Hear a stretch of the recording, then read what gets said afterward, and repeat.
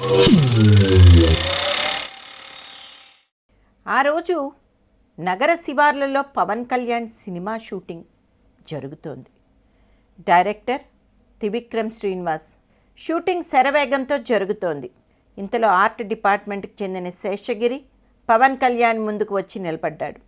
శేషగిరి పక్కన అతని భార్య, ఆమె చేతిలో 6 నెలల పాప. ఆ తల్లి ఏమనుకుందో ఏమో, తన పాపను పవన్ గారి కాళ్ళ దగ్గర పెట్టింది. పవన్ కళ్యాణ్ అసిస్టెంట్స్ వాళ్ళని వారించే ప్రయత్నం చేశారు. పవన్ గారు వాళ్ళని ఆగమని పాపను తన చేతుల్లోకి తీసుకున్నారు. పాప శరీరం జ్వరంతో కాలిపోతోంది. శేషగిరిని విషయం అడిగి తెలుసుకున్న పవన్ మనసు చలించిపోయింది. 2 రోజులుగా పాపకు వైరల్ ఫీవర్, అందుకే శేషగిరి షూటింగ్ కూడా రాలేదు. కృష్ణానగర్లో ఒక ఆసుపత్రిలో చూపిస్తే బ్లడ్ టెస్ట్, స్కానింగ్, ఎక్స్రే రాశారు. రోజువారీ కూలీ పని చేసుకునే శేషగిరి దగ్గర అంత డబ్బు లేదు. పాపకు జ్వరం చాలా ఎక్కువగా ఉంది. ఇది పరిస్థితి.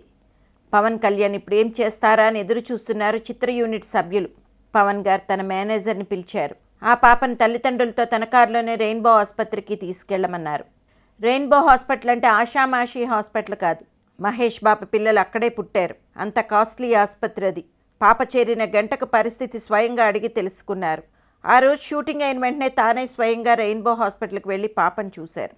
ఆ పాపను సురక్షితమైన స్థితిలో చూసి పవన్ కళ్ళల్లో తడి. అది పవన్ కళ్యాణ్ అంటే.